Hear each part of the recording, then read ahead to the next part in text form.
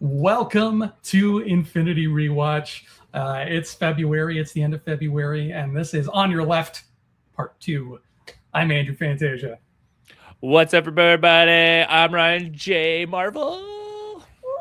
And I did something at work yesterday, Ryan, that made me think of you. They're going to be very proud of with my voice acting class. It doesn't take a day to do that. So you're about to compound your proudness. Okay. So it was with voice acting class. And we're talking about, I would always show them cartoon characters and be like, what do you think this cartoon character sounds like based on what you see?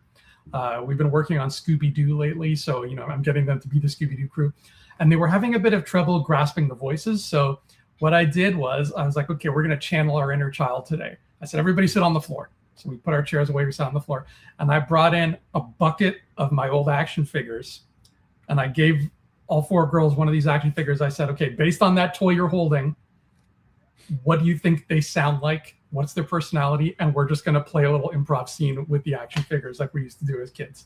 And they were like, oh my God, this is so fun. And they loved it. Man, you got such a cool gig, I know a lot of people would be like, oh, if you can't do teaching, no, you've done it. You've done it and you're teaching it at the same time. And man, having you as a teacher would be so much fun. But yeah, that's a great exercise. Honestly, that's so cool. And the amount of toys you have, and we grew up. I mean, don't get me wrong, the toys today are very sophisticated and they can do a lot of crazy things. Like they just came out with the Yoshi that comes out of his egg. It's wild. But yeah, that's a really cool exercise. And it's funny you say that because I was watching a clip with Deborah Ann Wool, who's on the Daredevil show, plays Karen Page. And she said that she had discussions with a team from Hanna-Barbera, or like a high up person from Hanna-Barbera, and said that when you're doing voice acting, the best thing to do is create 2 adjectives for your character, and then go with your gut instinct on what you think that sounds like. So her example was old woman who's a smoker, and immediately it just comes out, and she does it. She does her impression of it, and it's that's the voice, and it's really good. And I was like, dang, that's actually really clever. And the other crazy part is, I mean, dude, we had the arguably the coolest voice acting teacher ever. Yeah, we did. Oh my God. I hope he's still there, because honestly, I remember getting his number and I never used it. And it would be really weird for me to use it now. But I earned it because we played ping pong and I lost to him so miserably that it made him laugh. And he's like, anyways. I remember that night very vividly, the ping pong night. He was a great dude. And I take a lot of what we learned there and transplant it into this class. And the cool thing is, one of the toys, one of the girls she got, it's the villain from The Hunchback of Notre Dame. That's so that was the toy I handed to her. And based off how he looked, the voice she gave was pretty close. And I'm like, why did you choose that voice? She's like, well, he looks like he's from the medieval times. He's kind of old. He looks very dignified and sophisticated. So I went with that voice. And I was like, girl, that's his voice. I'm surprised you didn't know who it was. Yeah, man. They don't know anybody. I had to explain to them who Scooby-Doo was. Oh my God, man. What a world we live in. Yeah, you know what would have been really good too is He-Man characters. Just try to come up with a voice with He-Man characters.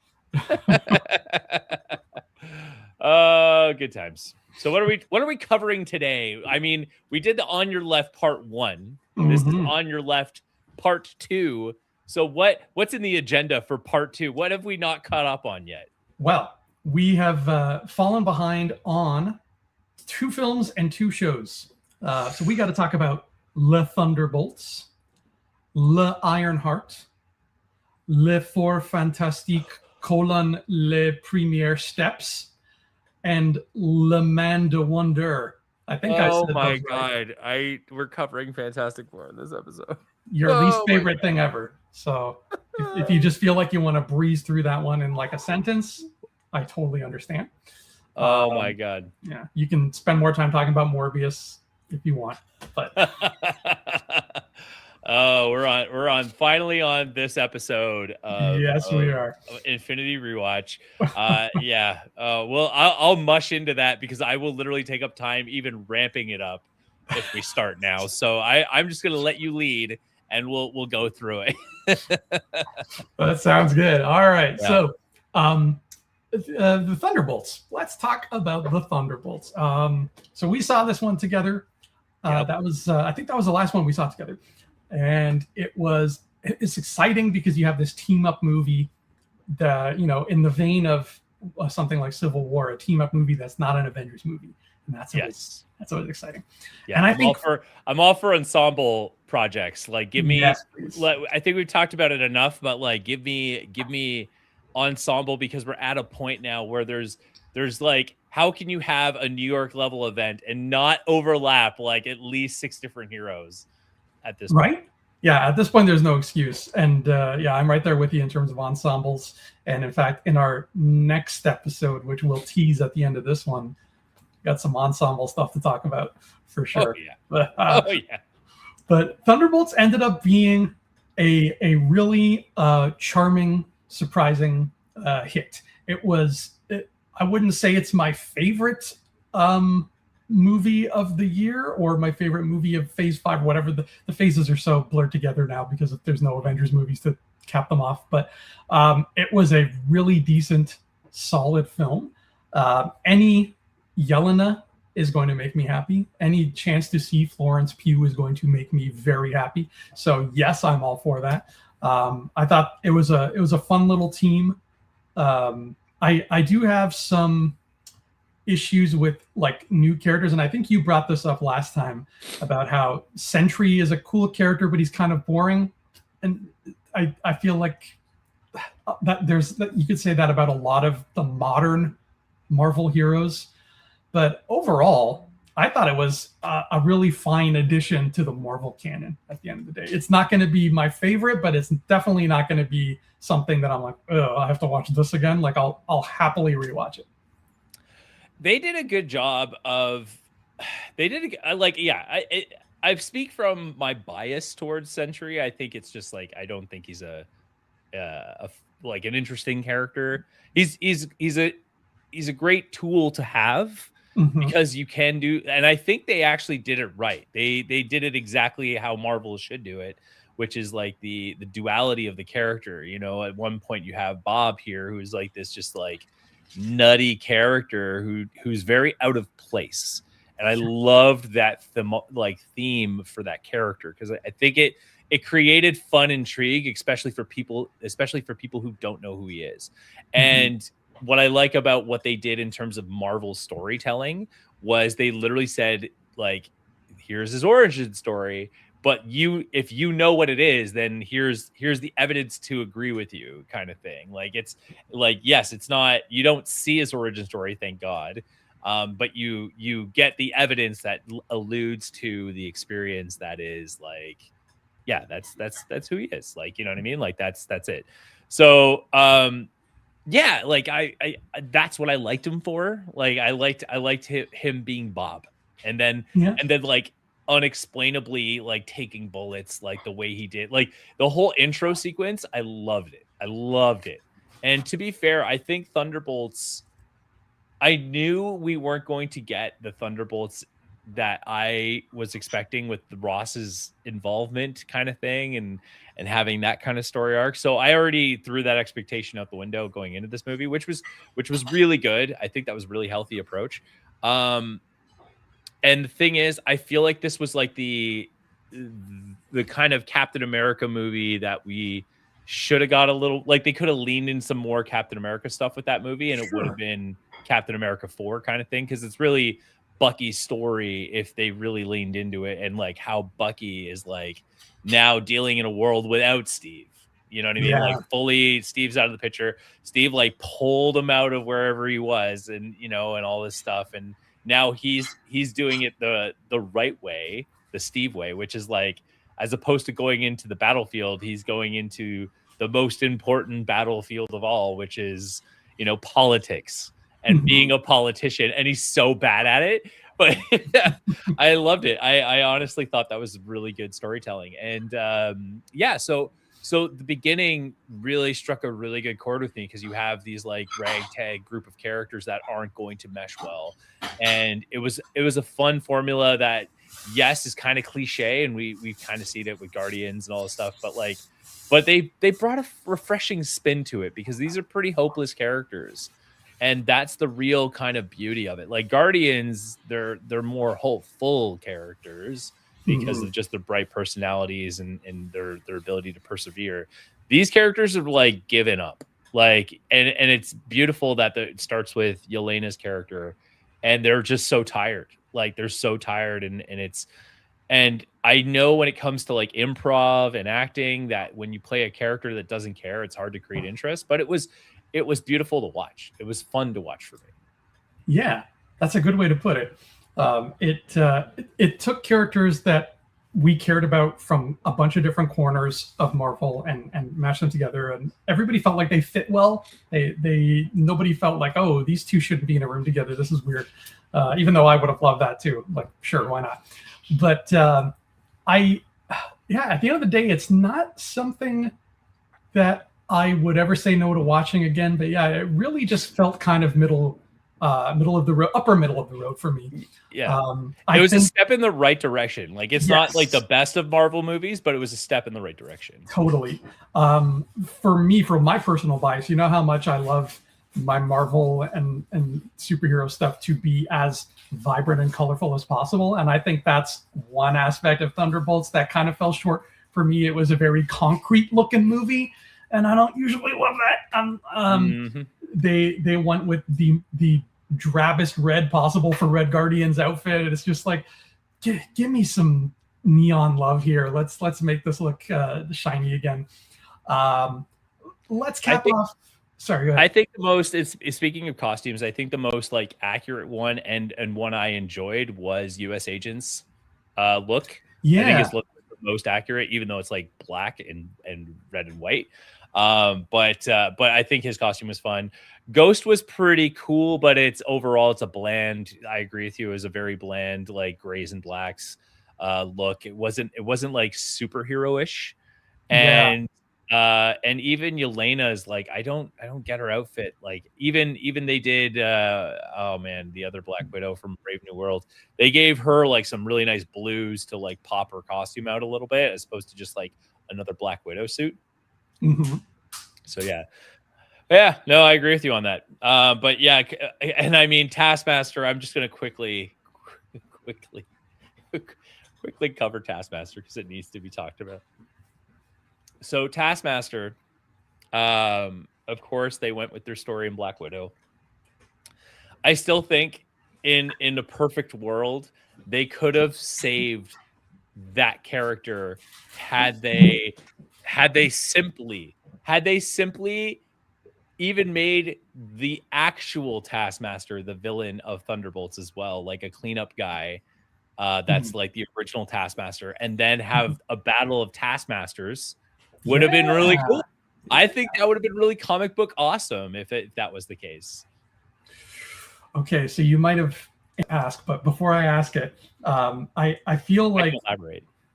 Sorry, I could elaborate on the question once I know what it is. Okay, yeah. Before I get to it though, I feel like I just hit on what it is that underwhelms me about characters like Sentry, like modern Marvel heroes who were created like after the year 2000, whatever, right? Yeah. So characters like Sentry and Ms. Marvel and Agent Venom, who I like all of those characters. I don't dislike any of them, but I feel like the thing about them that underwhelms me is, yes, they have all become kind of household names now.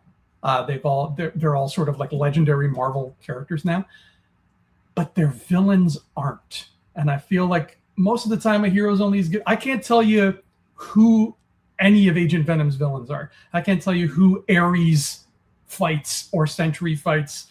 Miss Marvel's villains, she had 3 of them in that show, and I can't tell you what their names were because they made so little impression. I actually saw her villains, and I still can't tell you who they are. So that I think is where these new characters keep falling short for me. Is you don't have any new character bopping around Marvel who's got a rogues gallery that can rival like the Fantastic Four's rogues gallery. Like it's not happening. Like you're not seeing that, and I think that's kind of that's the missing ingredient. No, absolutely, and I think as well, like a Taskmaster is a villain that they could easily, like I'll keep chanting it, like they could easily fix that character, like, and I feel bad for that actress because like I think you could easily save her and still give her role, purpose, and meaning by having the main figure behind the character have a narrative that can help bring value to her, which is Alex Masters. In a lot of games, he always sells his Taskmaster program, which is really funny, and it was really well done in a game called Marvel Heroes. And like again, that's why I'm saying like this movie would have been a perfect, like, you know, have Valentina hire him to be like, okay, you know what, I have this hit squad in, you know, I have the Sentry program, I need you to go in there and help clean this thing up, and then have the new Taskmaster hunt him down because, like, you know, it's like she knew all along that he was behind the project that like corrupted her essentially through the Red Room, and she's the one that's like literally crossing everything off the list and like getting rid of the program finally. And then you have this quick battle, and the real Taskmaster, the Alex Masters one, gets out, and then she gets shot in the crossfire of all of them battling each other, and she dies. Or you could have had her live, whichever ending you wanted to go with. But like that could have easily fixed Black Widow, and everyone would celebrate the amazing story that could have been the Black Widow movie. Because it has moments that are really good. I mean, Red Guardian, they kind of nerfed him a bit, but I understand why, because like that movie could have been really depressing if you didn't have a lighthearted character. And they did a fun thing with Red Guardian, which is like, again, like he's a copy of Captain America or an alternate version. Yeah. And they do play that up later on in the Thunderbolts when he talks about like, oh, how did you get your formula and all this stuff, right? Like that was fun to me. But like, yeah, like I'm very like, you could fix Black Widow very easily if you just admit that like Taskmaster is somewhere else. Because I think a lot of Marvel fans are still hung up on the idea that like they butcher Taskmaster, therefore I must like eliminate Black Widow off the list. I'll admit Black Widow is not a perfect movie, but I think it is a movie that we would be excited to revisit had it had certain fixes to it. Yeah, I love Black Widow, the movie, but I agree. I would have loved it even more if Taskmaster had been handled well. And that's a shame because Olga Kurylenko is like, she's one of my favorite Bond girls. She's amazing. I love that actress. Yeah, she's a cool character. But here's my question. And your answer, if your answer, it contains a spoiler for what we're going to be talking about for what we have planned for our next episode, just say no comment. But I remember hearing once somebody said they think Thunderbolts is a strong enough movie that it should become its own little mini franchise and we should get like a Thunderbolts trilogy. Do you agree with that? And if so, what new characters would you like to see joining the Thunderbolts in a part 2? Does this conflict or does this spoil anything? A little bit, but thankfully I can do what any good marketing person can do, which is like I can allude around it and then let you the fans figure it out for yourselves. Yes, I think that the Thunderbolts could have been a like trilogy and have its its overarching thing, and this is solid groundwork, I think, and I love that. You know, you have Valentina being like, yeah, this is the new Avengers, and it's a bunch of like essentially villains who are on the roster, which ties to the theme of the Thunderbolts. But yes, there are characters that are missing, and I won't get into where I think the story should go because then that will spoil what I'm trying to do. Yeah. But I think Zemo could have could make a comeback. I think he's an That's important character. Yeah. Zemo's a big one for me. Songbird is in the first one, but I think she has a story left to tell. And who's the other big one? And then I would need Norman Osborn.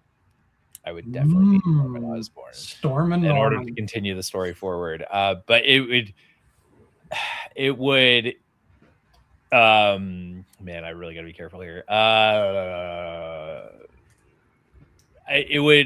Norman Osborn would be the main villain in the way, because there's a lot of alluding to the power broker, and I think he would have filled that thing really well, or even Kingpin for that matter. But my story would require Norman because of what they are trying to do with Sentry, because Sentry is a really good story arc that they're alluding to, and if it's done right, then you can really continue it forward, and you'll see it with what we're going to do later on. We can't talk about it right now, but you'll see what I'm talking about. So yes, so Zemo's a big one. Norman Osborn would be the other big one for sure.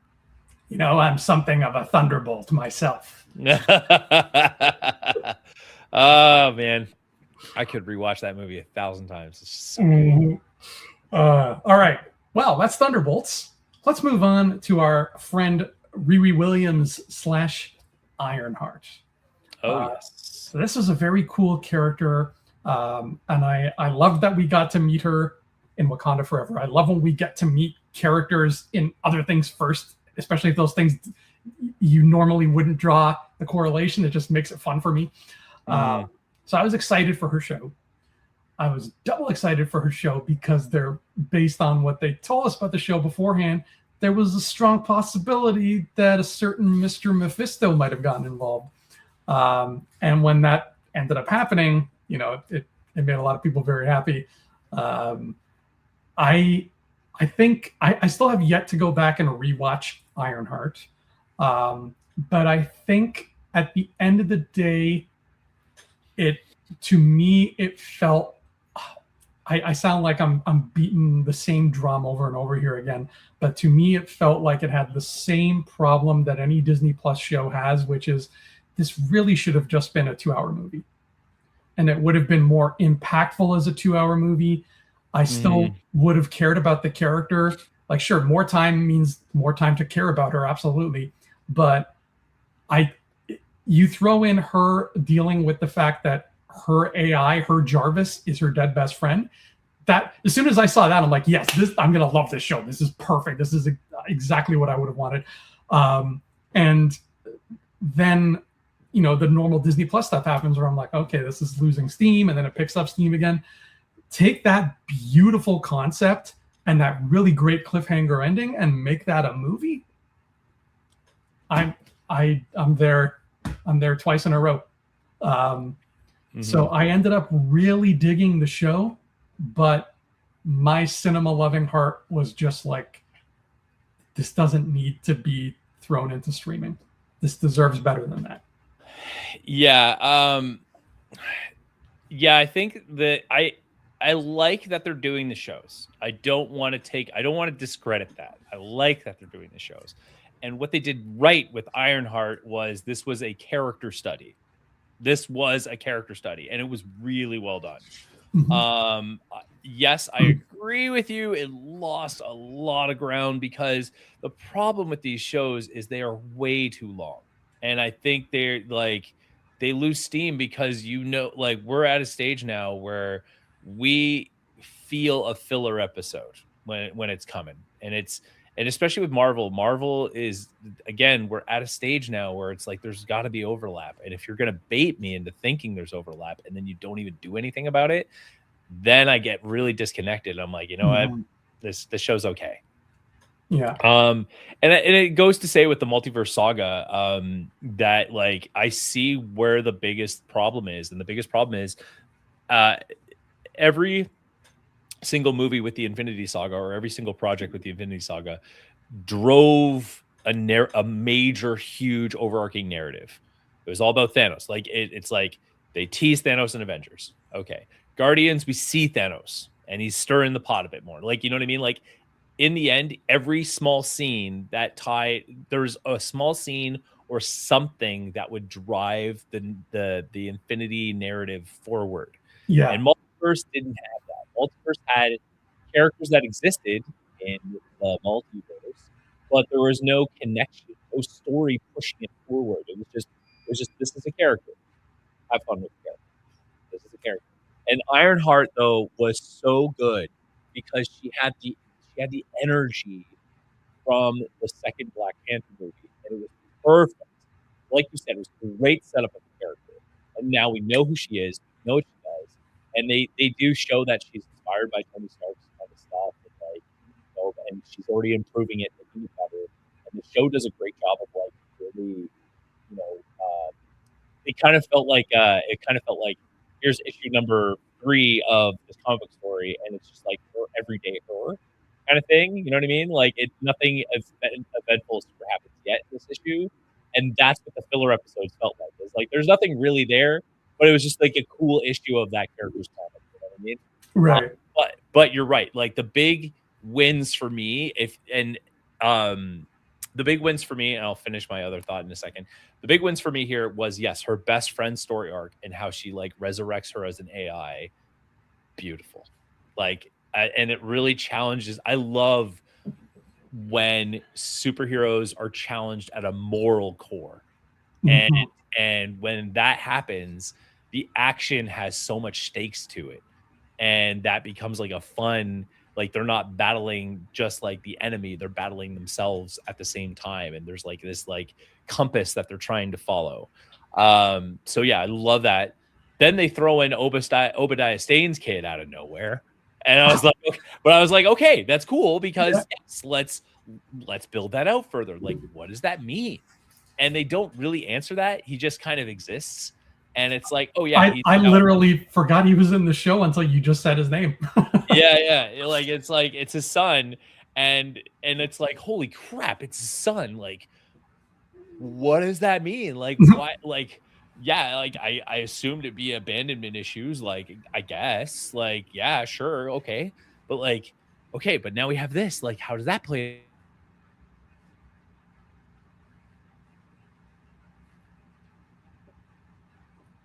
Oh, I think I have lost you again, sir.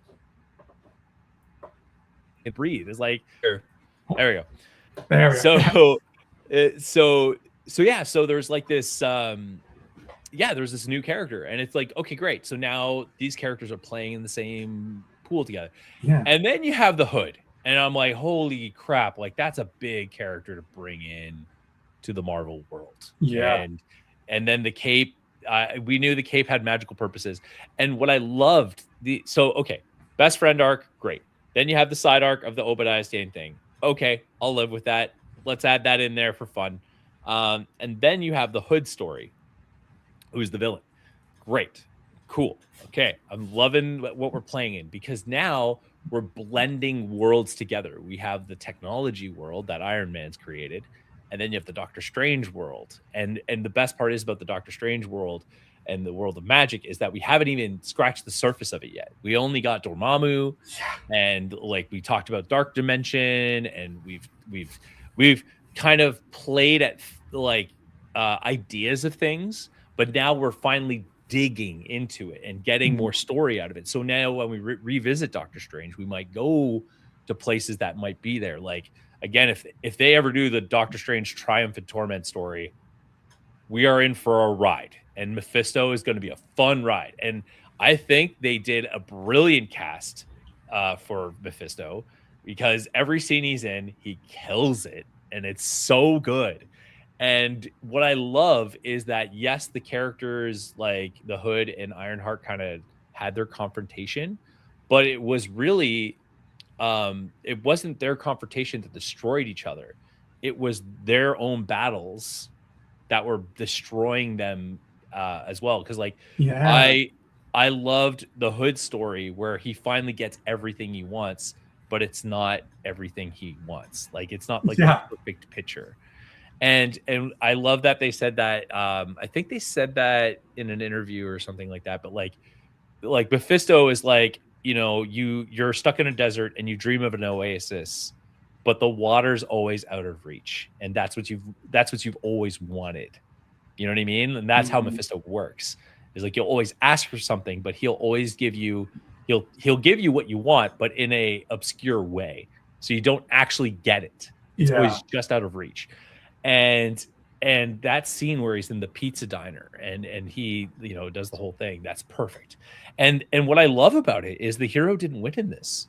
Ironheart's left in a worse position than she was in this show. So it had some solid groundwork, but yes, its biggest problem was the filler episodes.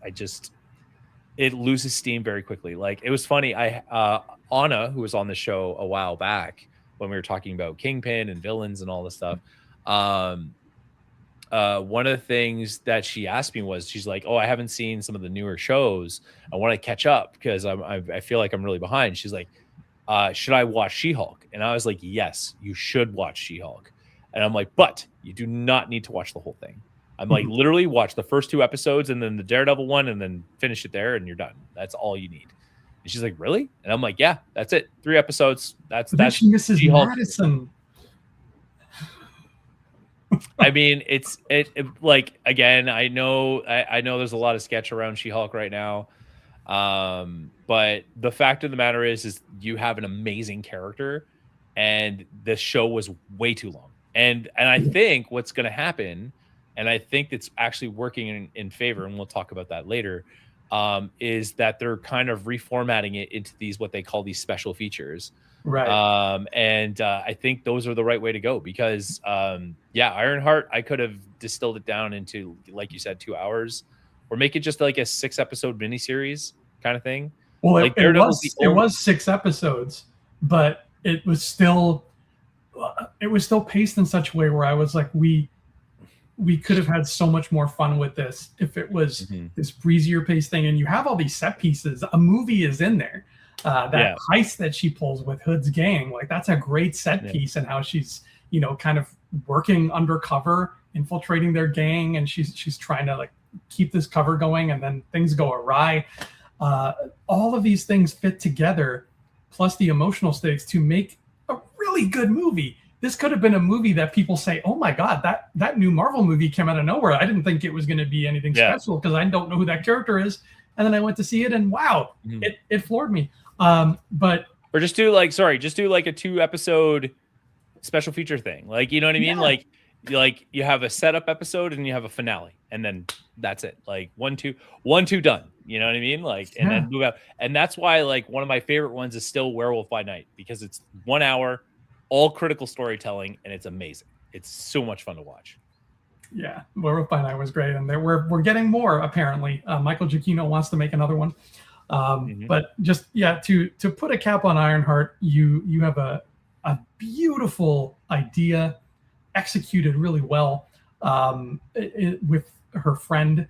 I was going to call her Deja, but Deja is the name of the character that actress plays in This Is Us. I can't remember what the character's name is on Ironheart, but her being the AI, it is one of the best ideas I think Marvel has had story-wise. And I would say I would put it up there with Wanda making her world in WandaVision. Like, it is good. And then they also took the less safe route. They could have just been safe and boring and had her turn down Mephisto or whatever. But the fact that she actually said, like, "Yeah, I'll take this deal. I want my friend back," and made a deal with the devil. That's magnificent. Why was that buried in a Disney Plus show that people are going to forget? So this story, the thing that hurts me the most about this story is, like you said, about how everything in the Infinity Saga had a point that built it towards Endgame. I feel like nothing in this is going to matter come Secret Wars, and it's a shame because it should. That's my stance right now on Ironheart. That's what Ironheart is telling me. She's just at this point, like, and again, the worst part is that she could be pushed in, but at the same time, even if you leave her out, her story is very separate, and that's not what you want. in No. the MCU at this point. Yes, it's a big cast now, but if they were able to do it in the comic books, I'm pretty sure you could figure out a way to do it in the MCU. Exactly. And the thing that always upsets me about these, and I'm checking it right now to make sure that I'm not wrong. The thing that always upsets me about these is, okay, you have this great story that ends on a cliffhanger, but guess what has still never been renewed for a second season? Ironheart. Like, so I don't know, it feels like this method of telling us stories is just not working for me. But it's a great story. I just wish they had told it around a more respectful campfire. I guess which brings me to my point about the multiverse saga. I'm actually starting my next Infinity rewatch, getting ready for Doomsday. Same here. I just watched Iron Man last night, and the thing that the biggest problem I have and I'm worried about with multiverse saga is how disconnected everything is. And I realized once I get to multiverse, what I'm going to test myself on is I'm going to actually try to trim all the fat that I may not be able to. I'm pretty sure I won't watch every single project, but I'm going to test myself to be like, okay, what do I think are the most critical ones to drive the narrative forward, and see how that's going to play out? Because I guarantee you, I can probably trim quite a bit. That's a great idea, man. Yeah, like to me, like I was thinking about, I'm like, man, because now I got all these shows. Like I got WandaVision, I got Moon Knight, I got a lot of shows like She-Hulk. I got a lot of ground to cover, Daredevil even, and I think I can pretty much strip Moon Knight completely. Oh yeah, Moon Knight completely can go. Miss Marvel, I think I could trim it down to one episode. And Ironheart, even I could probably strip it down to the beginning and the end, and then say that's it. But yeah, and but that's my point, is like that's where multiverse saga is a bit out of weakness. You know what I mean? That's where it's not at its strongest. And it's a shame too, because like, again, one of my favorite characters, I am very proud of the video I did for Digital Charcuterie there, which is the Who is Moon Knight. Yeah, that was a great video, he's man. Such a cool character. And it's a shame because Oscar Isaac doesn't want to work with Disney right now, and justifiably so. But I think there's so much cool things you could do with that character. Like, oh my God, there's a story I want to do in an episode we want to talk about. And God, I would love it so much. See, now I already was like, I can't wait for Doomsday, but now even more so because you are rewatching in your own way. And I've decided, like, this rewatch I'm doing, I'm not touching any of the shows. I'm just strictly doing movies. And now I'm really curious to see how our own separate rewatches affect how Doomsday makes us feel. Are we going to walk away from Doomsday being like, oh crap, I wish I had watched more than what I had watched? Or are we going to feel justified in our methods? I'm really curious now. Exciting. I'll actually, we'll report back on the show. Maybe that will be another episode, is like, what did we trim and why? And how did that change the saga? And to me, I think I'm really going to trim a lot from What If as well. Cause like What If is like, season 2, especially, is like really, really dry. But like, it's like, there's a lot you can trim. But that being said, there are some critical shows that need to be watched. WandaVision, 100%. And WandaVision actually feels like it is like a aftermath / into where's it going. Like it is like episode 1 to the end of the season. It is like a full, like, this is what happened to the character. This is how the character is adapting into where the character is going. And it's perfect. Like every character has a beautiful thing. Agatha, I would say like the last episode, maybe if that, because it's very disconnected from everything. But yeah, there's so much to skip over. But I'd be very curious to see what I can salvage from the whole thing. Yeah, I'm looking forward to seeing what that's going to be like. All right. I think it's Fantastic Four time, unless you'd rather talk about Morbius, which again, I understand. I totally understand. Oh man. Oh my so God. Where do we begin with so this is the first one in a while that we didn't see together because you were out of town, you were with your brother, and I think rightfully so. This is something that the Whitehead boys needed to see together, and I'm so happy that you guys got to. So why don't you take the lead on this one and walk us through what this movie was for you? All right, face front true believers, because let me tell you, this project. Okay, I think Fantastic Four, it's the movie that we were all like. It was the Marvel movie that we needed. It was like, I think it was even like there was a collective feeling like this needs to land, and if it doesn't, then a lot of people would have checked out of Marvel at that particular juncture. Oh man, where do I begin? I've been so overloaded with feeling with this. Okay, so first of all, let's talk about the hype. Okay.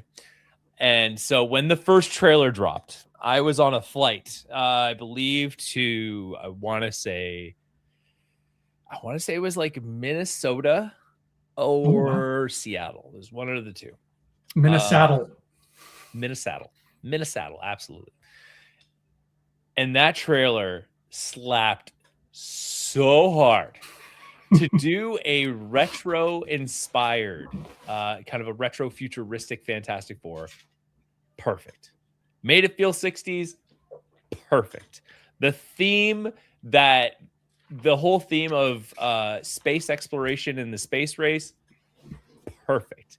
And here's why. And I don't like using the word perfect because I just don't believe something can be like absolute in perfection. Except Morbius, but okay. Except, God, you gotta let that go, man.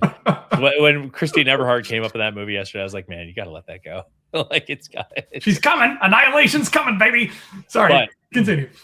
Continue. Okay, so the thing is that all the cards were stacked against Fantastic Four. It's hard to do. It's hard to modernize them. And I was really excited when they asked the director of Spider-Man to do it, because even Spider-Man was perfectly modernized. Like, that's how you adapt a character. He still retained all the ingredients that makes him Spider-Man, but they didn't have to show it, talk about it, or do it. And then they adapted him into this world. Like, yes, he's a photographer for a newspaper. In this one, he's like a kid who makes YouTube videos of his character, and it's perfect. Like, it's a perfect balance. I would love to see a bit more how the Daily Bugle is going to come into play a little bit. But again, for story's sake, they did what they needed to do.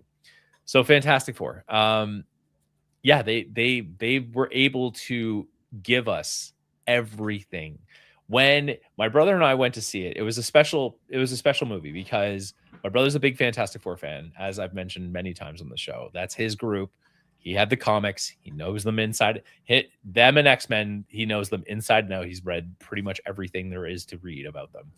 And when that movie kicked off, the first 10 minutes was so magical. I get choked up even talking about it, because it is exactly what you needed to do for a comic book movie, which is don't worry about showing every single little bit of piece of character. Just acknowledge that they exist. That's all you need. Yes, it would be great if you showed them all, but you don't have to. You do not have to. You just have to tell us that they're there and let us get excited about that. And that intro where they showed them going to space, kind of in a documentary style, and then they come back and then they do all their heroic deeds and they fight some bad guys that you hear about, but you don't see a majority of them. And then you get Mole Man, and it was like, oh my God! Like, my brother and I were just like kids again. Like, you could literally, like, it was like doesn't matter what age you are, if you're a Marvel fan, that was the movie that like you wish you were a kid being taken to the movies, and then that was the movie you saw. What a great way to put it. Yeah, that was, and that intro alone, I remember too, after that movie came out, that Disney, I didn't realize this, but Disney Plus had what they call a special trailer. And it was even apparent, I think it was on YouTube for a bit as well. But it was that intro, but it was played, they took out a couple scenes, but you were slapped so hard with Fantastic Four lore that was like, that's how you do a new Marvel movie, is like, especially if it's a new character that we haven't seen. Like, for example, if you were to do Blade, same approach, the exact same approach. Even like, and you will never, I don't think anyone will ever get tired of that formula. And I don't think anyone should, because it literally catches everyone up. As you and I always joke, the people in the back of the theater, the people in the front of the theater, everyone gets level set in the first 10 minutes of the film. Yeah. And they didn't even hold back on ridiculous things. You know, the last Fantastic Four movie, the director gave me the 2 words now I dread every time I hear it, which is like, oh, we need them grounded and realistic. Fantastic Four, you need the opposite of that. You need to go as unrealistic and as ungrounded as possible. And they did it. They had the Fantastic Car, they had Herbie, they had nothing needed explanation, because they were like, okay, well, this is an alternate world. Honestly, yes, that's great. I do think that was a smart move. You could have easily said this happened in the same world, and they just like maybe they faded into a different reality, and that's why no one talks about Fantastic Four in that reality kind of thing. But the fact is that in the end, they are multiversal space explorers. And the fact of the matter is, it was brilliant to put them in a different reality where literally they've solved all the world's problems. And it gets into it too. What I love about it, and every Marvel fan was like already chomping at the bit, which was just before Galactus comes, Reed solves the world's problems in one swift move, because the police are all over, and then they're like, oh, we have to charge into action. He's like, no, that was me. I did it. And he had like a police, I think it was police blimps or something, like just like flying over the area. He's like, oh yeah, now I have police monitoring these key locations with El Diablo and Mastermind and this. And it was like, amazing. Like again, like they just found a way to catch everyone up in such a swift move and give us a Fantastic Four. Now, if you're a purist, yes, you're going to have problems with this movie, 100%.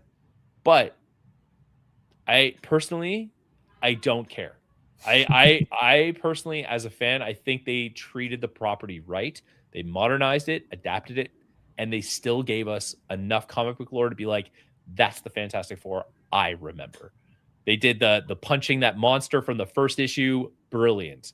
They, Mole Man, comic accurate look, brilliant, and gave him a spotlight moment. And I'm gonna rephrase it into what they called it in the first Iron Man movie, the Marvel moment. They gave it a Marvel moment, and it was just everything you needed. I would have loved to seen what the Red Ghost scene was with John Malkovich's character. Yeah, and that's baffling that got taken out. I don't like. I mean, the guy he filmed, like you got him. He's there. I don't know why they took it out. He's in the first trailer. Like, yeah. He's like, yeah. And then Galactus, like, of all the villains they didn't even go for like, like Dr. Doom, or like, like they didn't go for, or Mole Man even, for that matter. No, they went for the biggest, most unrealistic villain and still gave us a good time. I mean, it was just awesome. And they teased so much, like they jam-packed everything that you would expect from a Fantastic Four story. They teased the Future Foundation. They teased Benjamin Franklin. We even got Benjamin Franklin. Franklin Richards. Franklin Richards. They teased him right out of the gate. They gave you Silver Surfer. They gave you everything. And yes, you could argue the gender swapping thing. In my opinion, if you're going to do it differently, I think it was a right move, just because it's not the perfect Fantastic Four, but they still gave you a Silver Surfer to enjoy, and still gave it the curiosity, the the mystique to the character. And she's still Shalabal, which is a big character. Yes, yes. She is the wife of the original Silver Surfer. Yeah. So they literally just they still kept the comic lore. They just went with option B as opposed to option A. Exactly. And I'm okay with that. Yeah. Because it's not the same universe, and that's fine, right? The visuals were insane. All the characters were like accurate. Like the Johnny Ben relationship was everything to me. Like it was the enjoyment I got. And then the biggest fear was, especially, I wouldn't say like the biggest fear like my brother, but like a thing that he was concerned about was Mr. Fantastic, because he's a hard character to do.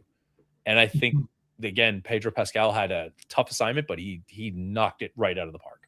Yeah. It's really easy for that character to come across as just like an insufferable jerk. Yeah. But they made him likable from minute one.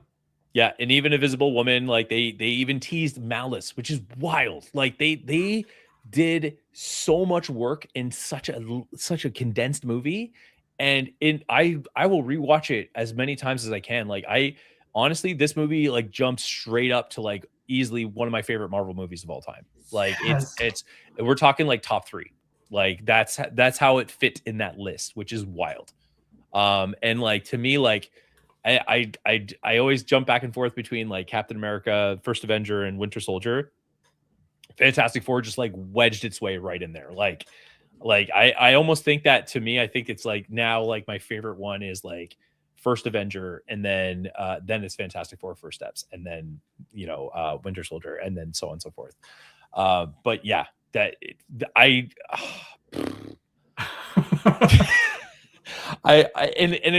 will say, I think, to cap it all off in my huge rant here before we like get into a little bit of dissecting, it's a shame Stan Lee didn't see this one, because I really think if he lived to see this one, he would have been in tears, because it was like just perfect. Like it just, like he saw the Chris Evans one, which is great. I mean, it's still, I think it did its job. Sure. Yeah. Superhero movies were learning a lot at that time. He was still alive for the remake one, which was just like, I think it was an insult to him. I'm sure he played it off like, yeah, this is another great attempt, like classic Stan Lee. Good for him. Yeah, but if he saw this one, it would have made him cry. Like I genuinely believe that. And the powers look great. Johnny Storm, I just love watching him do his thing in that movie. Like it's so much fun. My favorite scene, and I got choked up a lot of times in this movie. My brother and I did, like, overall, like I think my brother and I were highly emotional. Like we never saw Endgame together, but we came out of Endgame and like there was an emotional moment, because it's like you realize the journey that like we went through to get to this point. And like, like we watched the first Iron Man together, and then we went to every single advanced screening after that. And then, that became the tradition with us and like my other friends and stuff like that, because my brother's in Victoria now. And this movie was special for us to go, because it was like, not only have we seen Endgame, but we finally got to see an MCU Fantastic Four, which was always debated, always teased, and we finally got to see it. And it's just such it's such a milestone in my like nerd soul, that it's like, I'm glad that I got to enjoy that. You know what I mean? Like if that was the last Marvel movie, I'm glad that was the last Marvel movie, kind of thing. But I'm refreshed. I'm ready to see what Doomsday is. I'm ready to see what Secret Wars is, because if this is the Fantastic Four that's gonna guide me through that journey, sign me up. Give me, the Human Torch is exactly what I wanted in a character. I can't wait for him to, like, I want these characters now to play with each other. And when they did the Doomsday trailer with the Black Panther one, and they did the thing, I was just like, yes, this is it. This is the Marvel. This is Marvel. This is the Marvel I want to share with people. And that's the importance of what Fantastic Four did for myself. That is beautiful. I'm so happy, man, that you got to see it with Nick. That's perfection. And I'm so glad that it lived up to both of your expectations, because that's a tall order, but they did it. And yeah, it's in a year with 3 Marvel films, it was the best one, I think, by far. So they really, I'm so glad that they made that Fantastic Four movie and that you got to see it. I went to watch with my mom, who is actually sitting right here in the room, and I'm going to tell a very funny story, because when I went with her, halfway through the movie, she's got this huge smile on her face. She leans over to me. She goes, "I like Pedro Pascal."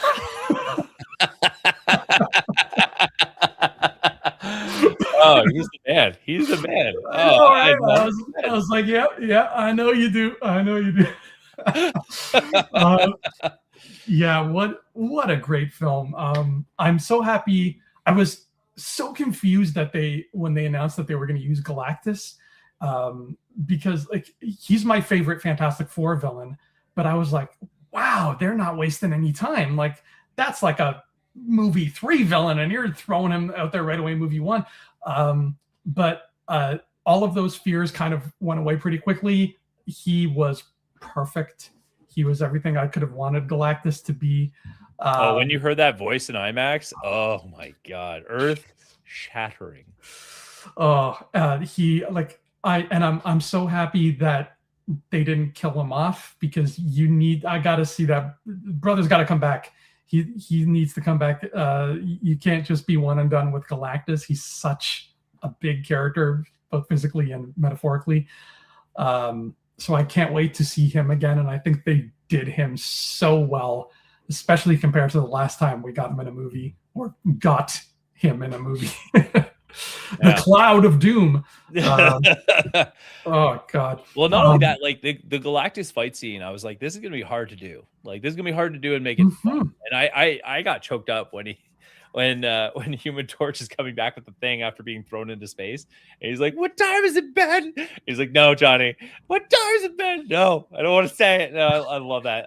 Like that moment just got me so like excited to the point where I got emotional, just because it's such a comic book moment, and it's a Marvel moment. It's a Marvel moment, and he's like, "It's covering time." It's just, yeah. And like there's so many beautiful splash page moments, like when they bait Silver Surfer into the black hole. Ooh. And you see her stretch, like, and as she's being pulled in, like the movie never misses a beat. It's and it's funny because like I saw Rob Liefeld. He was talking, and I respect this comic book artist. I love his work. That Jim Lee era, Todd McFarlane, Rob Liefeld, all those guys. I love what they did, because they made Marvel look edgy and cool, and I do love their art styles. I was a little upset when he was like, "Oh, I didn't like how Galactus was able to stretch Mr. Fantastic to this point." I'm like, who cares? Like maybe he doesn't know the limits of his ability to stretch, therefore he resisted stretching as Galactus is pulling him, which would hurt because you don't know, right? There's so many ways you could argue the nerd debate about it, but like to me, that whole fight scene was so fun to watch. Mm-hmm. And again, I love that Mr. Reed hated Mole Man, and they had that little back and forth. That was really fun. And they tackled some emotionally complex issues, which I really liked. Again, the movie had to keep a pace, so they didn't let it go as far as it could. But one of my favorite exchanges of dialogue is understanding Reed. And the scene when she realizes that he has to sacrifice Franklin to bait Galactus. And she's like, "Oh, it was so easy for you to think of." And he goes, "Yes, I think of these things. I think of bad things so I can prevent them from happening." And it's like, it's such a beautiful exchange and understanding a character that's as complex as Reed, because Reed, I think I've talked about this before, but like Rick and Morty, Rick is written like Reed Richards, but taken to the negative side. Yeah. Whereas like he has zero hope in life. like, and like, he's making machines that try to kill him, but it doesn't work, or like he falls asleep kind of thing.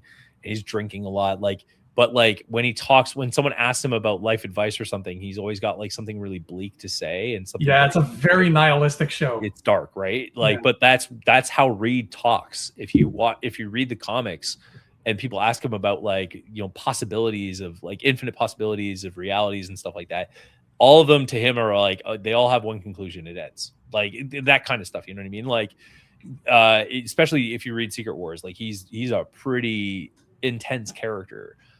Civil War, he was a hard character to read, because like he was just like, there's no point. Like there is no point to this. And he's like, I agree with Tony. Like they should be registered because blah. And Sue leaves him because of that. She like not like divorced, but like leaves him to be with Cap, because she realized that Cap was right, kind of thing. And so like, but I think they did a good job of balancing him, like alluding to that he does think of like dark and terrible things, but in the end, like they keep it balanced, because again, like he's a very complex character, and again, you can't go one way and then teeter totter the other way. They keep them balanced, focused, so that we can have this enjoyable story. It did such a great job of showing like the burden of being the world's smartest man. I love that. Yeah, it's 100%. My favorite scene in the film was when he's talking to Franklin, and it's just the two of them alone, and he says, don't be like me. I don't want you to be like me. There's something wrong with me. I want you to be something better. And I was like, oh man, that's so like he's smart enough to know to kind of step aside of himself and realize like there is something wrong with me, that my mind goes to these places and that logic drives everything I do.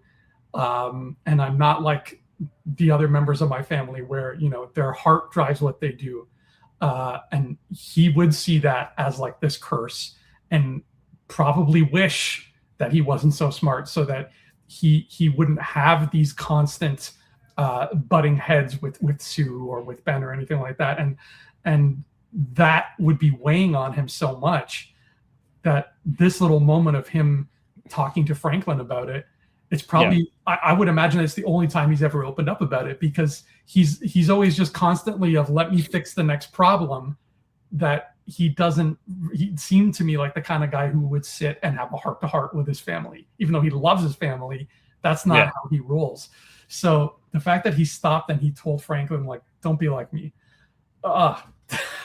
It's beautiful. It's honestly, this movie, I think this was a great demonstration of like, look, like we get it. Like we made some errors, we're still learning, kind of thing. And man, they just knocked it out of the park, this movie. Oh my God. Yeah. Well done, man. Just well done. The whole 60s aesthetic, the whole like retro futuristic aesthetic was so good that it actually made me angry, Ryan. It actually angered me, because it made me think of DC. And Marvel is all about, Stan Lee's mantra was, this is happening outside your window. Spider-Man can swing by. It's all real world. But DC has always been much more in the realm of fantasy. So looking at the way they made New York look in this movie, it upset me, because I'm like, why the F has no DC movie looked like this since like Batman 89? Like what's wrong with us? No, scratch that. Batman and Robin had a great looking Gotham City. It did. Yes. So like, what's wrong with us? Why can't things look? Why is this not the default for comic book movies to look like this? Oh, absolutely. I couldn't agree. Honestly, I couldn't agree more. Like, and what I loved is that because like, again, unfortunately we've lost Stan, but they did Stanley and Jack Kirby in the window looking out to Silver Surfer, and they had the drawings. Did you not realize that? I didn't notice that. No. Okay. When she first shows up? When she first shows up, there's two guys that look out the window, and he's like, hey, I can't remember if it's Hey Stan or Hey Jack, but it's one or the other. I think it's Hey Jack. He goes, hey Jack, check it out. and he points out the window. That's Stan Lee and Jack Kirby, like actors playing them. And if you look at the wall, it's all the Marvel drawings all around the wall. Oh my God, that's beautiful. Yeah, and but it's perfectly set up for exactly what you're talking about, that it happens right out their window. Yeah. And it's just such a great nod. It's so good. But yeah, like honestly, it drives me nuts that we haven't seen a backdrop like Fantastic Four in a long time, because honestly, like, especially like, you're right, Batman 89, like, I mean, Tim Burton, when he painted those were hand painted backdrops, by the way, and they look stunning. They look gorgeous. And the same thing can be said like when he got a bigger budget and he did Batman Returns. That was arguably a great one as well. And I feel like especially Batman Begins and the Batman, they're very dark. And they're very like normal building-esque looking. Yeah, that could have been any city. You could have told me that was Toronto, and I'm like, oh, it looks like it. Okay. But you know, especially when you're doing like Superman, for example, like we only got to see, you know, in Man of Steel, we only got to see Krypton for like all of 30 seconds, and then the rest is on his ship. And then we're on planet Earth, and like that's boring. Like, you know, like even Metropolis looks like this, like what would a perfect city look like? You know what I mean? Like what would a city that like clearly invested in their infrastructure and shows a lot of promise would look like? And that's why Bruce Timm did such an incredible job with Batman the animated series and Superman the animated series, because, you know, one thing they understood, and I didn't know this until a few years ago, is that when they did Batman the animated series, they actually used black construction paper to draw on to create like the darker tone of the thing, which is wild. Sense. Yeah. But the reason why they did it was they're like, when you're watching Batman, if you were to come in the theater late, you would not be able to find a seat, because you can't, like, that city's dark, it's gritty, you know, but they still made it look like an attempt at being a better city. Like it clearly showed that like there was investment into infrastructure, but clearly crime has took it over, and it's like a rotting open wound kind of city thing.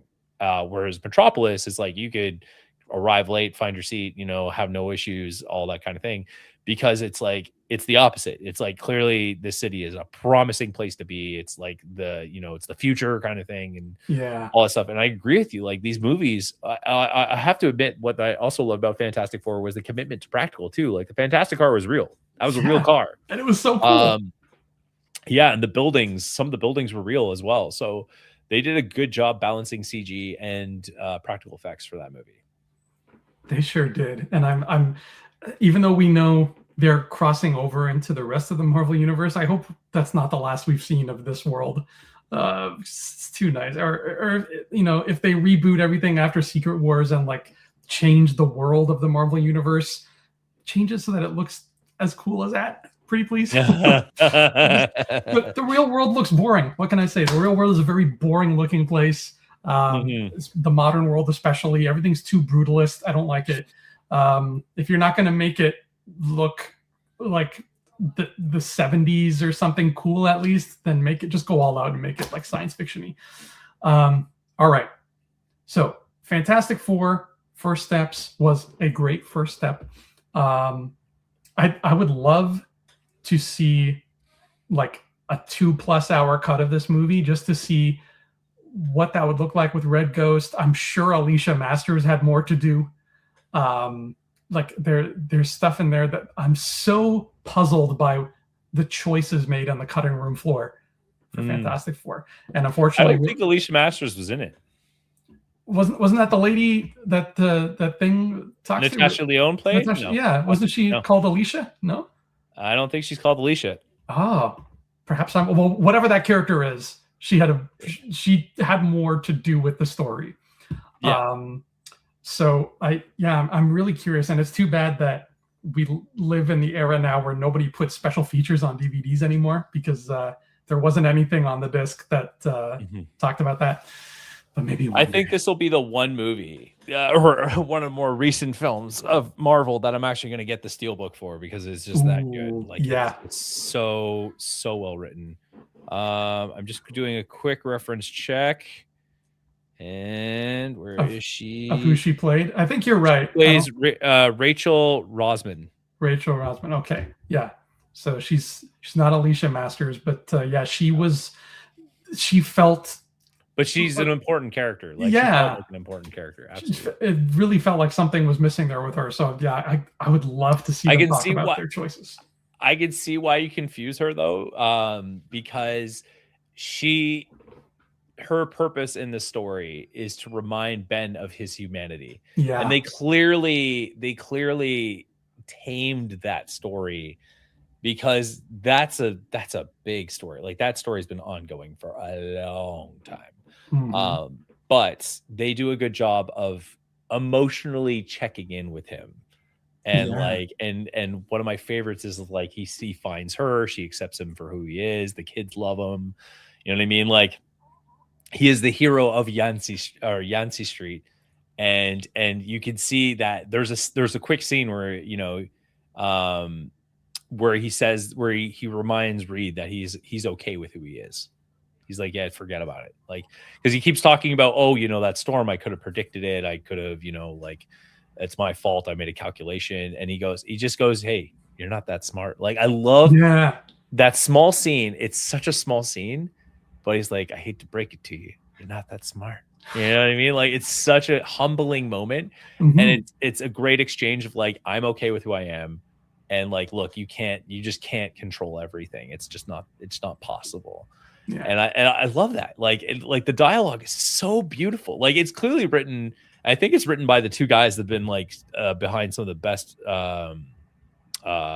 Marvel movies, like Civil War, the Eric, what's his name, and Mark, what's his name? Chris Marcus and Stephen McFeely. Is that what you're thinking of? Yes. Marcus and McFeely. I don't know. Yeah, but no, this one was apparently the screenplay was by Josh Friedman and Eric Pearson. Oh, okay. Jeff Kaplan. All right. Yeah, I'm not familiar with those guys. I thought it was Michael Waldron, but I think Michael Waldron is writing something else. Mm-hmm. But yeah, I think that's all that I had to say about Fantastic Four First Steps. Anything you wanted to add before we move on to Wonder Man? The last thing I will add about Fantastic Four is like, I'm a fan. I love that movie. I will argue though, like, look, it's no like Dark Knight. You know what I mean? Like, if we're saying like that's the North Star and that's like the standard of comic book movies, it's not that. It is the best balance of great storytelling, great acting, and an entertaining story. That's all it is. And that's all it needs to be. And that's all Marvel movies need to be. Mm-hmm. Yes, you could have some incredible acting moments. You could have some of the best actors in it. And Iron Man proved that. The first Iron Man proved that. After watching it again, like, you have insane actors in it, and they all deliver insane performances. But in the end, it's just a good story that's very entertaining, and it has some heart-filled moments. Fantastic Four lives up to that, exactly like that. And Captain America, First Avenger, same idea. That's why, to me, like, in my list, that's why, like, now it's like Fantastic Four, or Captain America, First Avenger, number 1, Fantastic Four, number 2, right there. Like, those are the two, in my opinion, what a Marvel movie should be. I can't say it any better, so I'm not going to say anything at all. That's why it's 2 gauntlets, way up. 100%. Oh yeah, we have to rate these. I forgot about rating them. We'll do it at the end. Okay. So the last thing for us to get caught up on, with much more recently, was Wonder Man. Yes, very bizarre project, I will say. Very strange. I will say approaching it is a very bizarre project, because he's a very out of the box character. He's not. I wouldn't say he's the most popular. And I would not say he's also a well-known character. So take that and turn it into an opportunity to reintroduce us / introduce us to a unbelievable character. A great story too. Yeah, I didn't know he was as old as he is. I didn't realize Wonder Man came about in the 70s. I thought he was a modern character like Sentry. In fact, I often confuse the two of them in my head. But yeah, it was a weird choice to pick him. And when I heard about the choice, I thought, okay, maybe this is finally a character small enough that it makes sense they would put them on Disney Plus, right?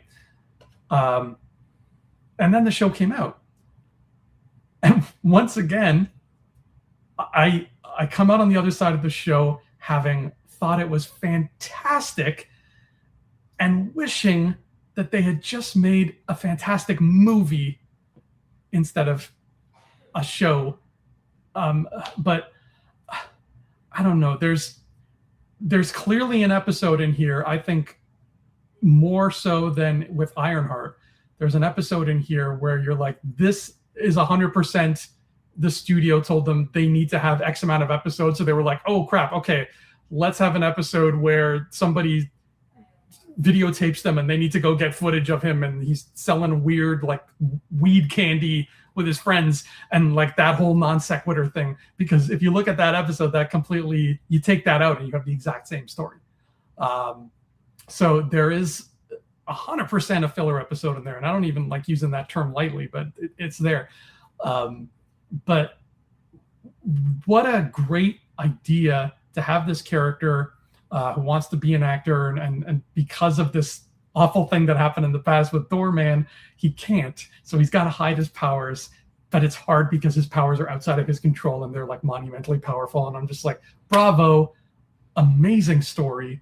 To throw in Trevor Slattery in there and have him kind of be his Obi-Wan Kenobi was beautiful. I loved this idea to pieces, and I think it would have made an even better movie than the already great hypothetically Ironheart movie that should have been made. Especially because it's about movies, man. It's about the guy who wants to be in movies. And like when Trevor's talking to Simon's mom, and Simon's mom is saying how, oh, you know, Simon's always been a shy boy. He doesn't really have a lot of friends. He just kind of spends time with his Criterion movie collection. I was like, I have a Criterion movie collection. That's me. Simon Williams made me feel seen.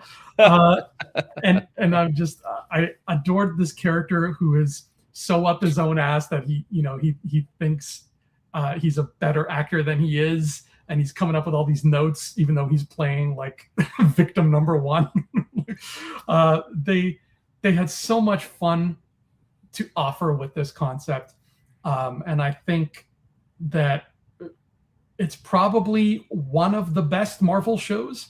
But it still would have been better served, in my humble opinion, as a motion picture. And they could have really had fun with that and made fun of the idea of Marvel and movies and how they cross-pollinate. Yep.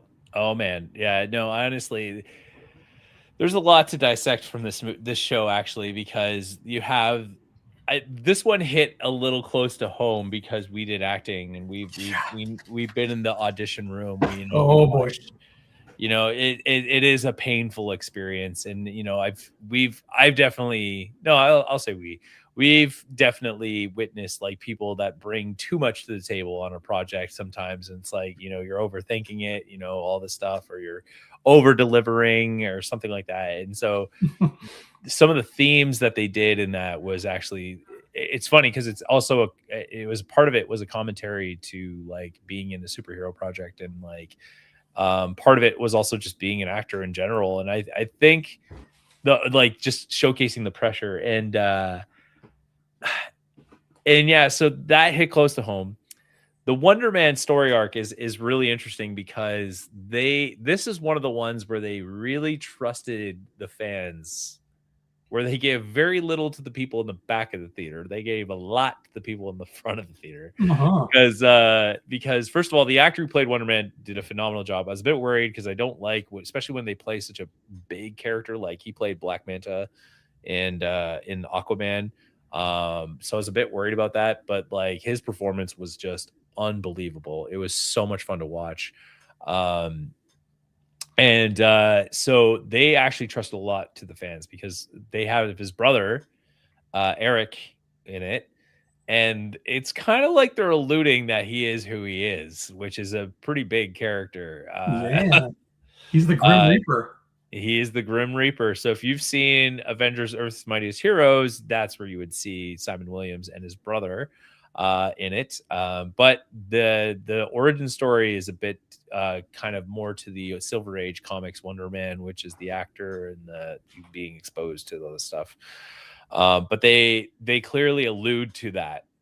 They do a good job of alluding to that. But man, you need to know your homework for that character in order to see what they're alluding to. Yes, there are filler episodes, but I think they're designed for purpose. I'm starting to look at how they're baiting people now, especially with the later projects, and testing to see like, okay, do you believe this or will you enjoy this? And so the episode I'm referring to is the one where about the doorman. And the doorman who has the power that opens portals in his body and people go through and they end up somewhere else. Love that. And the Josh Gad thing, that was a really hilarious skit. I thought it was really funny for him to do the Olaf song in the club and you know, when he's like doing the summer song. So I thought that was brilliant. I thought that was really funny. I enjoyed that just as both a Marvel fan, but as someone who's watched a lot of Disney. But also I think that was a test run to see how audience would accept it and see what they would like about it. But because that was the same power of Cloak and Dagger, or Cloak has that's right. Power. Yeah. So I feel like they teased it that Cloak essentially could exist in this world. He is not Cloak. The guy who has that power, he's not Cloak, but his powers are similar, and the way he gets his powers is kind of similar as well. So that was kind of interesting. But I thought that was kind of like a test. Now, let's talk about the main story here, which is the Wonder Man story. This is a perfect example of fixing a character and giving him such rich purpose and making it work to a point where I now love his character. And I'm speaking exactly to Trevor Slattery. I think they did such a good job of taking a poorly executed character in Iron Man 3 and like taking the best villain and just neutering him to a point where it's like, oh man, that was a terrible movie. Like you can see people hate Iron Man 3 because of it. Like they like, there are fans out there that just like write off Iron Man 3 completely because of what they did to the Mandarin. And it's a shame because those Mandarin scenes are fun. They're good. And they really lock you in. But what's really cool is, of course, Kevin Feige's like, okay, we tried something. We thought that from what I heard, I think you might actually have a little more background because you had the book about the behind the scenes. What I heard was that they were gonna go full Mandarin, and they felt it was way too dark for a Marvel movie. And this is the problem I have is like, I get it because you want a movie that's going to attract all audiences because that's money in the bank. If you can get all ages in a movie, you've done it. You've like K-pop and Demon Hunters is a perfect example. You think it's for kids, but it's something everyone enjoys. When everyone enjoys it to the level that they enjoy it, that's money in the bank easily. And Spider-Man's another perfect example is where you can pull in all audiences. So Mandarin, great character. Comic fans loved those scenes where he's the Mandarin. But the second the twist was like, oh, by the way, he's not really the Mandarin. Haha, joke's on you. That's where the fans were like, okay, well, now I'm insulted because you gave me what I was hoping for, and then you're telling me that this means nothing. So if this means nothing, then the movie means nothing. And so people remove themselves from it. Then he does the one shot called Hail to the King. And so then they show that like the real Mandarin's still out there. And this is exactly like the Taskmaster problem. It's like, oh, okay, so the real Mandarin's out there. Well, now Iron Man 3 is not that bad now, is it? So now everyone's like, okay, So now the coup d'etat. Okay, so Shang-Chi, when they do Shang-Chi, they have the Trevor Slattery scene, and it's fun. It's a fun scene. I love it because he's like the gesture, and then the Mandarin's fixed in 2 scenes.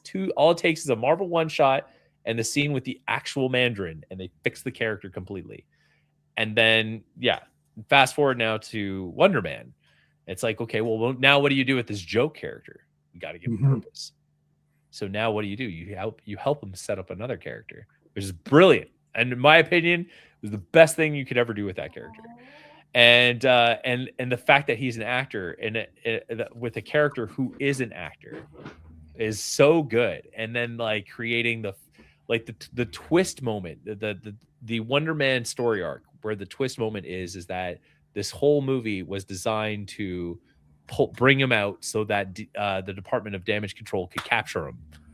And I was like, holy crap, if they do this right, they could do some really cool stuff, which I'll talk about when we get to that episode. A lot of teasers for this episode. But I will tease it by saying a little bit here, is I thought that there's a scene where Department of Damage Control, where this head honcho guy comes in, has orange hair, and he's like, by the way, we have a prison and it's empty. We have the raft, it's empty. And we have all these superpowered individuals just walking the streets causing all this damage. I'm like, that sounds an awful lot like Henry Peter Gyrick, trying to capture mutants. And he has a clear hate and distaste for mutants. Oh man, what a perfect setup for a character that's flying under the radar. Turns out that's not him. I was like, damn it. I know, I can't remember his name, but it's not even Henry. There's not even Peter. There's nothing. Yeah. But I was like, holy crap, they're setting it up. Like, they're setting up the mutant control program. Like, perfect. It's so good. And I'm like, it's brilliant. Like you could do so much with this.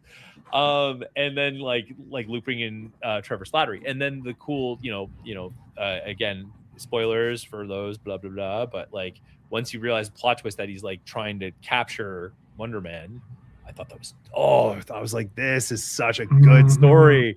And it's so deceivingly simple, but so fun to watch because of the acting angle and how this character's morals are being built.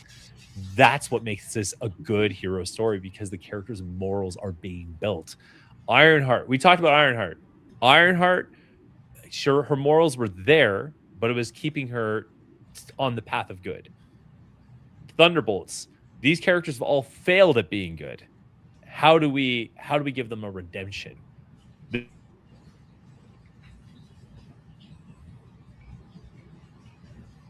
Oh no, I've lost you again.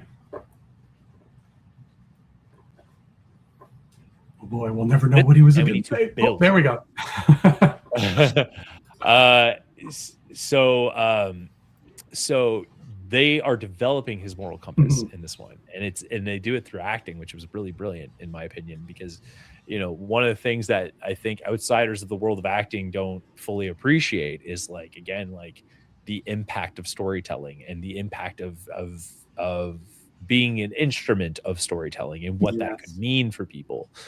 And by giving Trevor that purpose and fixing his character, and then spoilers, doing the Mandarin scene at the end was just the perfect, if that's the last we see of Sir Ben Kingsley as Trevor, I'd be so happy, because it's the perfect full circle moment of his story, and it completes the character. And now we've set up Wonder Man in a perfect way. It's amazing. So it's just that to me is why I love Wonder Man so much. It's just that story of how they built a character's morals, a superhero's morals in this show. And and then of course the side story of Department of Damage Control probably setting up the mutant control center kind of thing. That was another big one for me. But I like where it's going right now. It's really in its early stages, but I like where it's going. The Trevor Slattery, what they did with Trevor is so good that I now like Trevor Slattery more than I like the real Mandarin. Yeah. And if you would have told me that in 2013 when Iron Man 3 came out, I would have been like, what, you nuts? Right? Because the real Mandarin that we got in Shang-Chi is great.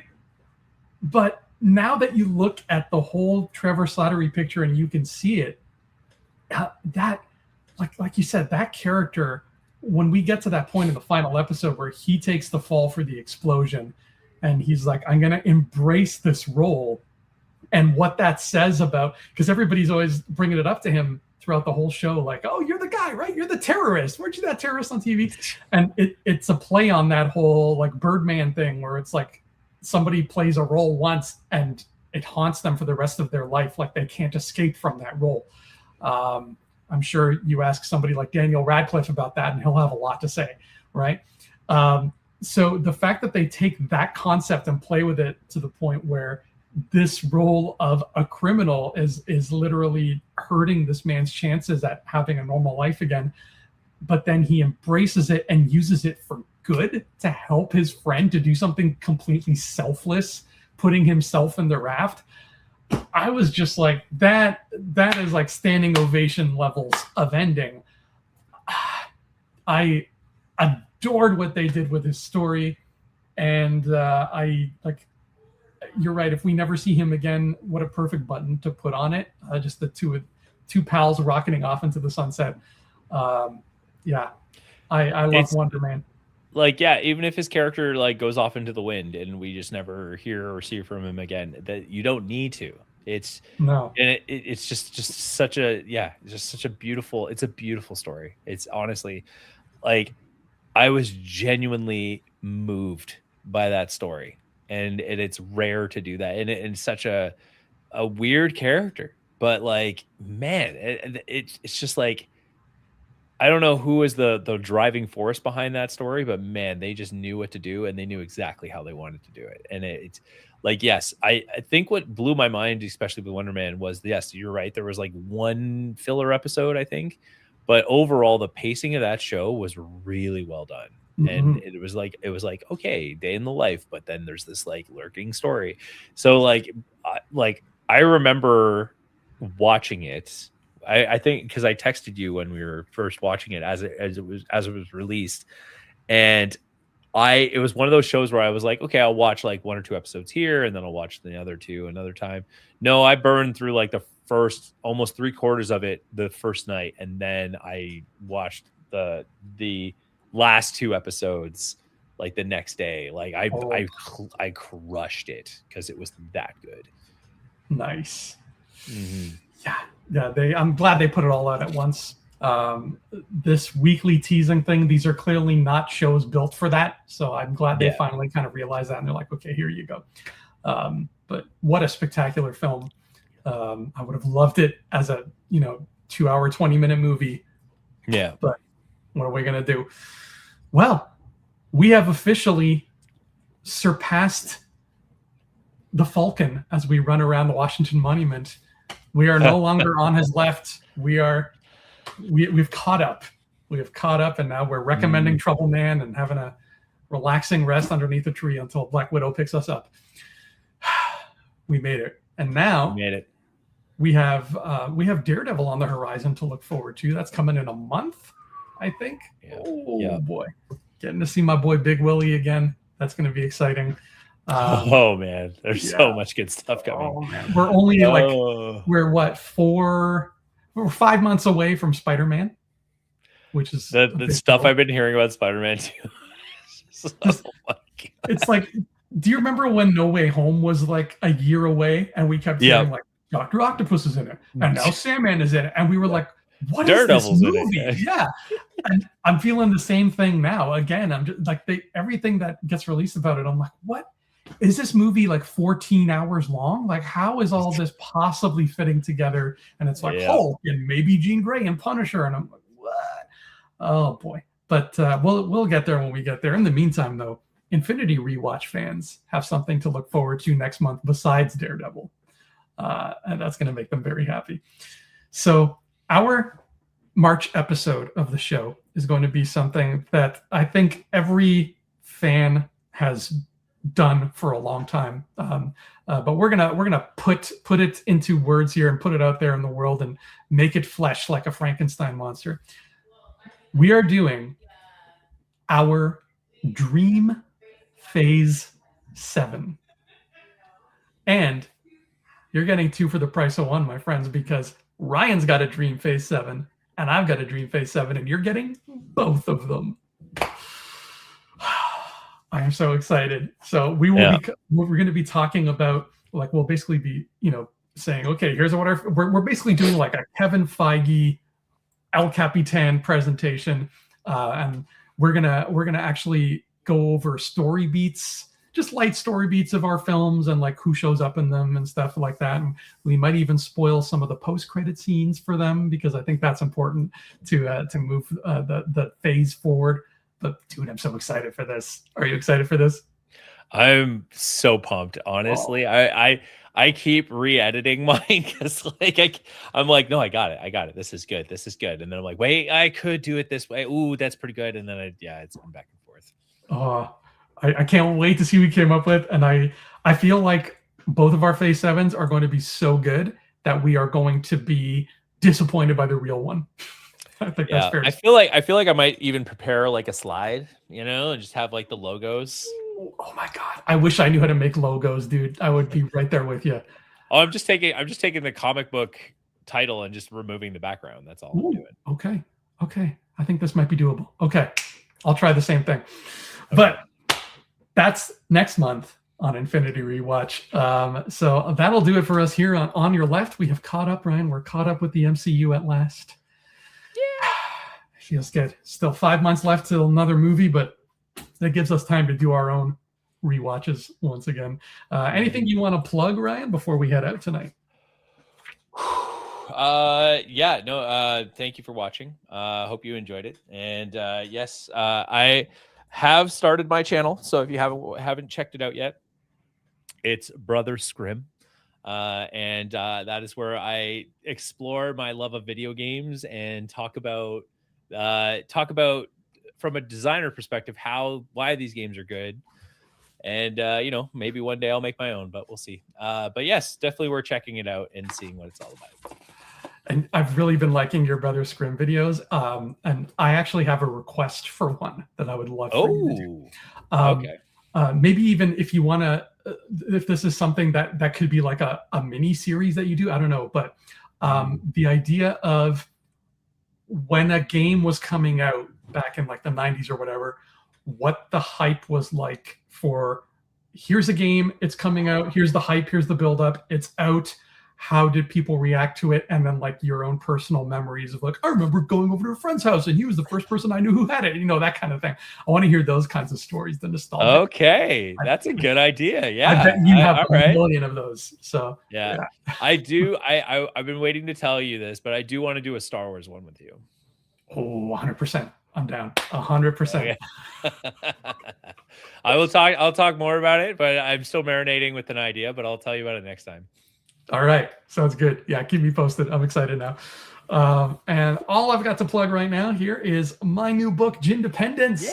I say new, it's already quite a few months old now, but Gindependence is my new baby, and I'm very proud of it, and I'm very happy with it. And it is a fantasy adventure novel about a djinn who gets freed from his lamp, and now he's having a midlife crisis because he doesn't know what to do with himself. And this is available on Amazon in hardcover and paperback and ebook, and it's also on Kobo if you have Kobo, because I know some people they prefer Kobo to Kindle, and that's okay. I got you covered too. One of these days I'll get around to an audiobook version of it, but Gindependence is amazingly fun. Check it out. Buy it for all your friends and enemies. I'll try to remember to put a link in the description below, but if you just Google Andrew Fantasia Amazon, it'll come up too. Yeah. And I'm already hard at work on part 2. So, because it's going to be a trilogy, and it's exciting, and it's all planned out. It's all ready to go. You're so talented, man. You're such a talented individual. Thank you. Oh boy. Well, I'm excited. We have a lot to look forward to. Fans of Infinity Rewatch have a lot to look forward to. So until that time comes, true believers, please have a marvelous day.